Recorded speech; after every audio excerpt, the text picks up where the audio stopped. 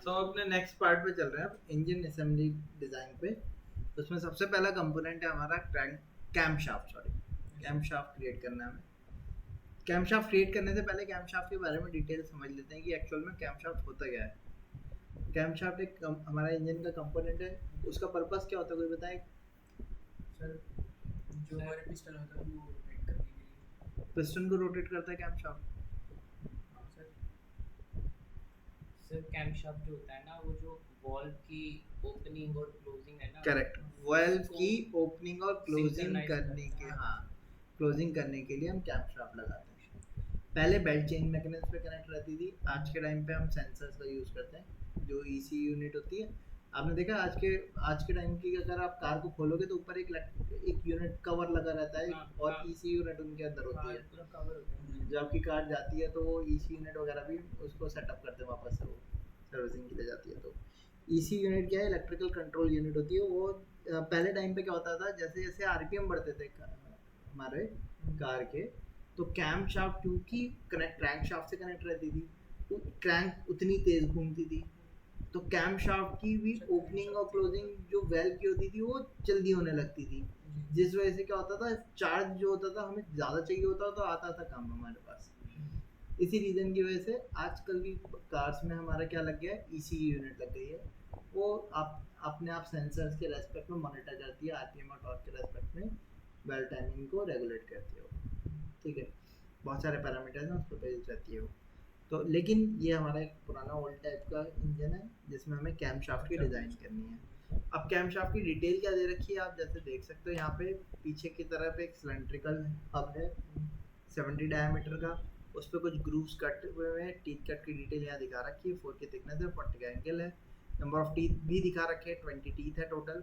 अच्छा सीसी ठीक है, हाँ, सीसी डीसी डीडी सेक्शन ये अलग अलग सेक्शन है जिसमें क्योंकि कैम शाफ्ट हमारा ये जो इंजन हम डिज़ाइन करने वाले हैं 4 सिलेंडर इनलाइन इंजन है हमारा। इनलाइन मतलब जितने भी सिलेंडर हैं वो सारे एक लाइन में लगे होंगे। ठीक है, इसी तरीके से वी टाइप इंजन भी होते हैं हमारे। वी टाइप इंजन आपके अलग रहते हैं, जैसे कि स्पोर्ट्स कार में ज़्यादातर हमें वी टाइप इंजन देखने को मिलते हैं। इनलाइन इंजन और कहाँ देखने को मिलते हैं, हमारी जितनी भी कार्स होती हैं ज़्यादातर हमें इनलाइन इंजन देखने को मिलते हैं, सेंट्रो, वैगनआर, पंच, एल्ट्रॉस। ठीक है, ये जितनी भी कार्स हैं इंडियन मार्केट में सब आपके इनलाइन इंजन है। और इनका बड़ा लेवल का एग्जांपल ट्रैक्टर्स जो होते थे पुराने हमारे, वो सारे इनलाइन इंजन होते थे हमारे, सब एक ही लाइन में लगे रहते थे हमारे उसमें। ठीक है, तो अब अलग अलग इंजन में कंबशन का प्रोसेस अलग अलग टाइम पे होता है, उसको क्या कहते हैं हम, फायरिंग ऑर्डर। क्योंकि फायरिंग ऑर्डर अलग अलग होगा तो अलग अलग टाइम पे अलग अलग वेल्व को ओपन और क्लोज होना होगा। इसीलिए यहाँ पे आप देख सकते हो कैम शाफ्ट की जो सेक्शन डिटेल है इसमें दिखा रखा है, ये जो इसकी कैम प्रोफाइल है उसमें दिखा रखा है अलग अलग एंगल पे बेंड हुई हुई है। ठीक है, आज इसको बनाने के बहुत सारे मेथड है, मैं ईजीएस्ट और क्विकेस्ट मेथड आपको एक्सप्लेन करूंगा। बनाने को आप मैनुअली हर एक को अलग अलग बना सकते हो, बट टाइम कंजप्शन बहुत ज़्यादा होगा। तो सबसे पहले मैं इसमें पीछे सिलेंड्रिकल हब को क्रिएट करता हूँ जो कि 70 डायमीटर का 10 थिकनेस की वैल्यू दे रखी है। सो मैं यहाँ से सॉलिडवर्क्स पे गया, साइड प्लेन पे स्केच पे गया, हमने एक सर्कल बनाया,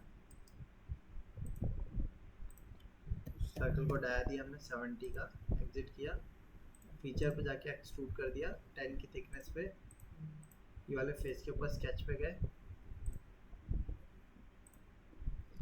अब यहाँ पे टीथ कट की प्रोफाइल बनाई। टीथ कट के बारे में क्या दे रखा है, 30 का इनर रेडियस हो गया और 4 की थिकनेस है, 40 का एंगल है।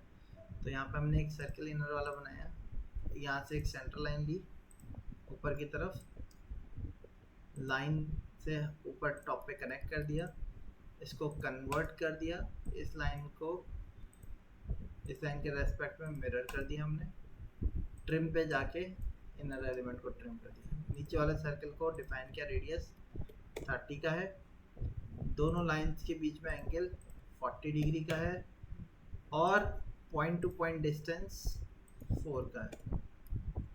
हो गया, इस एक फीचर को सेलेक्ट कर दिया और इसको एग्जिट किया, एक्सट्रूड कट किया, 10 थिकनेस पे कट कर दिया हमने। अब ये एक कट आ रहा है, इस कट को सेलेक्ट किया, सर्कुलर पैटर्न पे गए, डायरेक्शन पे जाके सर्कल की एज को सेलेक्ट कर दिया जिस पे रिपीट करना था। नंबर ऑफ एलिमेंट यहाँ से बताया 20 चाहिए थे, एंटर कर दिया, ये शेप हमारा आ गया। अब जैसे कि शाफ्ट है तो शाफ्ट में एक रॉड आएगी पूरी, रॉड का डायमीटर दे रखा है 26 डाया का है और टोटल लेंथ 386 दे रखी है। तो फेस पे क्लिक करके स्केच पे गए, सर्कल बनाया कितने का 26 डाया का, एग्जिट किया, इसको एक्सट्रूड किया 386 पे, हो गया डन। यहाँ तक का तो हो गया हमारा। अब इसके बाद क्या करना है, कैम शाफ्ट जो हमें बनानी है वो आप देखोगे तो पहली कैम शाफ्ट यहाँ से कितने की गैप पे बनी हुई है 26 की गैप पे। तो मैंने इस फेस को सेलेक्ट किया, रेफरेंस ज्योमेट्री पे प्लेन पे गए, इस प्लेन को 26 पे हमने ऑफसेट किया, बट क्योंकि ये आगे की तरफ हो रहा है तो फ्लिप करके बैक की तरफ ले गए। अब इस प्लेन पे स्केच पे गए हम, यहाँ से हमने एक पहले सेंटर लाइन बनाई और कैम प्रोफाइल बनाना चालू करी। कैम प्रोफाइल कैसी होगी आप देख सकते हो, यहाँ पे ए सेक्शन जो कट हो रहा है यहाँ पे हमें एक ही दिख रहा है, जाहिर सी बात है एक ही पेयर है पूरा, ये चार अलग अलग पेयर्स हैं। तो जैसी ये प्रोफाइल होगी सेम वही होगी रेप्लिकेट कर रही होगी। बीच में इनके हब है जो कि आपका माउंट होगा जाके उसके ऊपर आपके इंजन हेड के ऊपर। तो ये जो प्रोफाइल है वही वो आपकी यहाँ पे दिखा रखा है, एक ऊपर सर्किल है नीचे एक सर्किल है, टेंजेंशियल लाइन से कनेक्ट हो रहा है। तो हमने क्या किया, यहाँ पे एक सर्किल लिया, ऊपर एक सर्किल बनाया, नीचे एक सर्किल बनाया और टेंजेंशियल लाइन से हमने इसको कनेक्ट कर दिया। इस लाइन को इस लाइन के रेस्पेक्ट में मिरर कर दिया हमने। आप देख सकते हो शेप तैयार हो गया हमारा। अब ट्रिम कमांड पे गए हमने इनको कॉर्नर से ट्रिम कर दिया। अब डिफाइन पे चलते हैं। डिफाइन क्या करना है भाई, नीचे वाला सर्किल का रेडियस दे रखा है 15 है, ऊपर वाले का रेडियस 7 है और सेंटर टू सेंटर गैप 25 का है। तो ऊपर वाले का रेडियस दिया 7, बॉटम वाले का 15 and centre to centre gap दे दिया। एग्जिट किया इतना करने के बाद और प्लेन को हाइड कर दिया। अच्छा अब मैं स्केच को एक्सट्रूड कर देता हूँ, ठीक, एक्सट्रूड किया हमने। कितना करना है, पहले तो ये चीज़ रिवर्स करनी होगी, कितना करना है वो वैल्यू यहाँ से डिटेक्ट करनी पड़ेगी। तो यहाँ पे आप देखोगे तो इसकी बीच में यहाँ दिखा रखा है 10 थिकनेस, सबके बराबर ही होगी तो 10 ही थिकनेस होगी उसकी। और आप मैनुअली भी कैलकुलेट कर सकते हो, जैसे कि ये 10 का है, टोटल 46 है, ठीक है। तो हम 10 पे ही एक्सट्रूड कर देते हैं इसको। अब अगर आपने नॉर्मल इसका एक्सट्रूड कर दिया, बन तो गया ये। इसका दूसरा पेयर यहाँ से करने के लिए या तो आप मिरर कर सकते हो या ऐसी डायरेक्शन में पैटर्न क्रिएट कर सकते हो, बन जाएगा। लेकिन जो पीछे वाले शेप है इसमें ये पता चल रहा है कि ये तो था स्ट्रेट, अगला वाला जो था वो इससे 60 डिग्री पे था और ये एंगल चेंज होता जा रहा है पीछे पीछे। अगर मैं वापस से प्लेन को ऑफसेट करके बनाऊंगा तो मुझे वापस से स्केच को रिक्रिएट करना पड़ेगा। हमने ब्लॉक्स पढ़े थे, बट ब्लॉक को इंपोर्ट करके उसको भी एक्सट्रूड करना ही पड़ेगा रोटेट करके। हम अब प्रोसेस ऐसा देख रहे हैं जिसमें इन सभी काम से हम बच जाएं। कैसे बचेंगे, उसके लिए सबसे पहले आप जब एक्सट्रूड करोगे, मैंने डायरेक्ट एक्सट्रूड कर दिया था लेकिन उसको डायरेक्ट एक्सट्रूड नहीं करना, इसलिए मैं एडिट फीचर पे जाता हूँ। यहाँ पे ऑप्शन होता है मर्ज रिजल्ट को।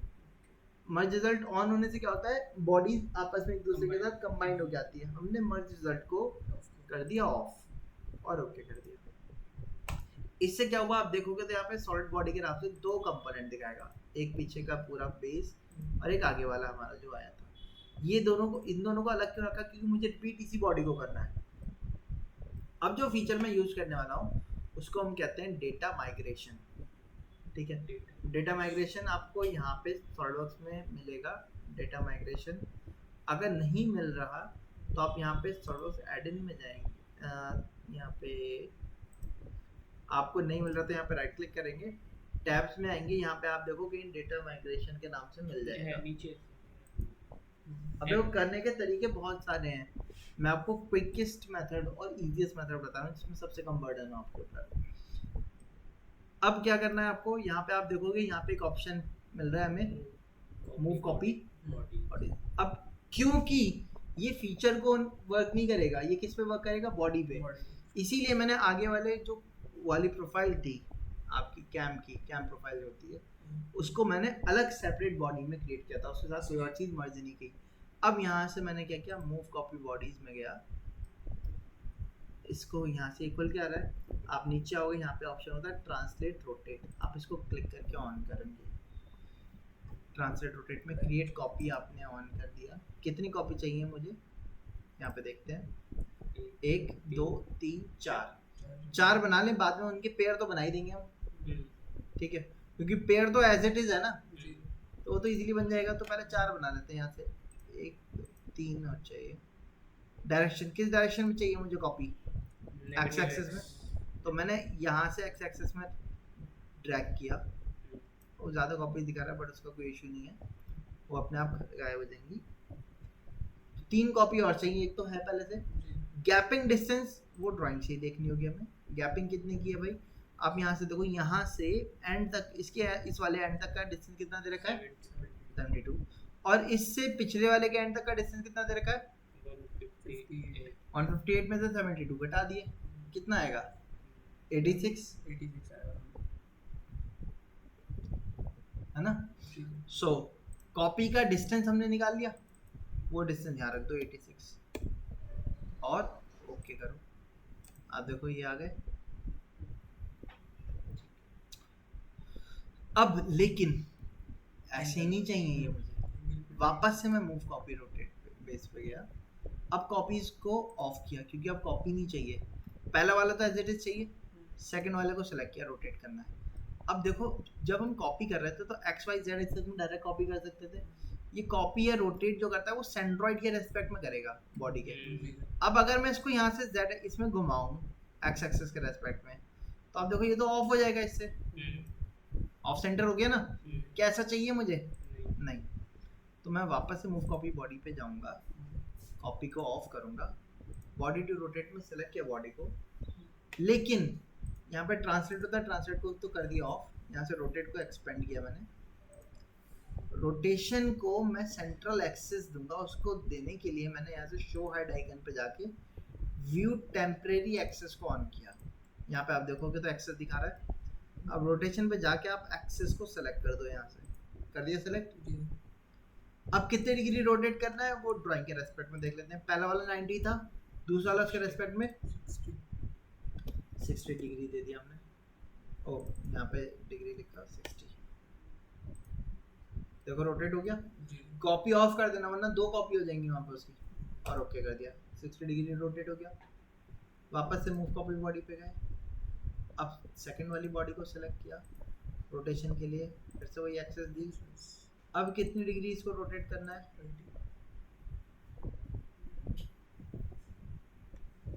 ये वाला है, हमारी बॉडी ये है, वर्टिकल है ना, तो 60 तो ये होगा, फिर उसके बाद 180 होगा, 60 प्लस 180 240।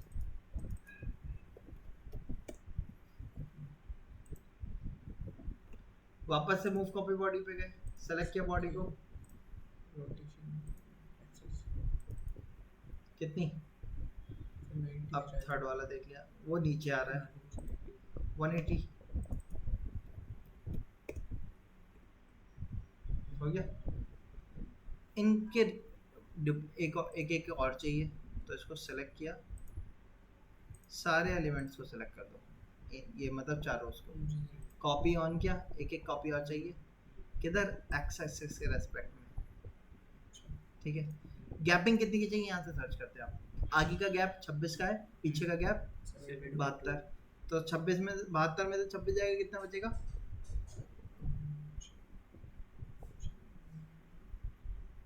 56। ये सेम है 46 बचेगा। 46 ये यहाँ से सारा जो सेम ये गैप, ये गैप, ये गैप, ये गैप बराबर। अच्छा ये वाला गैप, अच्छा तो 46 गैप हो गया। जी अब वो डिस्टेंस, बट 46 क्या हुआ, आउटर से बैक का हुआ। सेंटर टू सेंटर गैप कितना होगा, सेंटर टू सेंटर में आपका जितनी इसकी थिकनेस है उसका हाफ माइनस होगा दोनों तरफ से, तो टोटल थिकनेस 10 थी, 5 लेफ्ट से घटेगा 5 राइट से घटेगा 10 कर लो माइनस तो कितना बचेगा 41 है 46 था ना हाँ तो 40 अच्छा 10 माइनस कर रहे हैं 46 पे रखता हूँ मैं देखो 46 पे रखने पे ये आ गया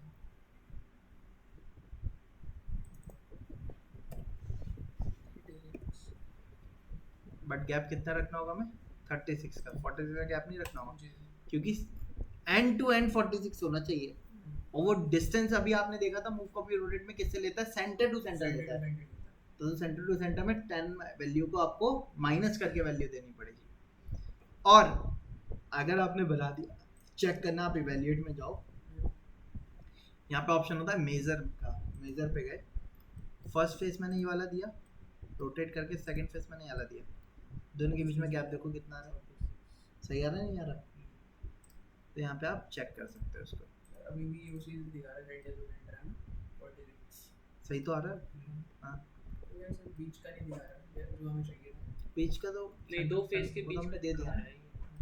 जो फेसेस आप सेलेक्ट करोगे उसके रेस्पेक्ट में दिखाया था ना अब जब आपका काम हो गया तो यहाँ से आप जिस चीज़ से करते हैं उसको हाइड कर दो ठीक है अच्छा अब क्योंकि सारे ऑब्जेक्ट्स अलग अलग हैं कितनी बॉडीज हो गए 9 बॉडीज हो गए आप यहाँ पे जाओ मूव को डेटा माइग्रेशन में कंबाइन में क्या करना है मैंने ऐड करना है किसको सेलेक्ट कर दो सबको ऐड कर दो सब एक बाद में सिंगल यूनी बॉडी हो गई ठीक है बाद में इसमें एक होल आएगा वो आप सर्कल बना के एक्सट्रूड कट कर दिएगा 20 डायमीटर का अच्छा 386 तक ये हाँ टोटल और सर ठीक ये है। हब के लिए अब तो बन गया हमारा सिर्फ ये वाले जो वो बीच- अच्छा वो तो सर्कल बीच में। बना के पैड एक्सट्रूड कर देंगे हाँ, सर, ये तो सर्कल बनाएंगे 32 का इसके मिडिल पे उसको 10 पे एक्सट्रूड कर दो पहला ऑप्शन दूसरा ऑप्शन इसके फ्रंट प्लेन पे स्केच पे चले जाओ सर उससे स्वाइप से ना स्वीप से रिवॉल्व से रिवॉल्व से सॉरी आपने यहाँ पे एक रेक्टेंगल बना लेना है हाँ ये आसान पड़ेगा हेलो एक रेक्टेंगल बना लेना है यहाँ पे और उसके रेस्पेक्ट में डायप डिफाइन कर दी हेलो हाँ इसको डिफाइन कर दो आप ये 32 का हाफ होगा तो 16 ठीक है और इसकी थिकनेस दे दो कितनी थिकनेस है 10 10 और यहाँ से इसका गैप दे दो ये गैप कितना होगा 8 का गैप होगा दोनों तरफ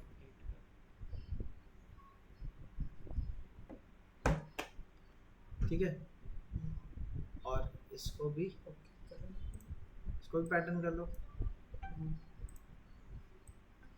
डायमेंशन नहीं बढ़ेगी डायरेक्टली से चलेगा हेलो लीनियर पैटर्न में क्लास थोड़ी देर में खत्म होगी मैं खुद कॉल कर लूँगा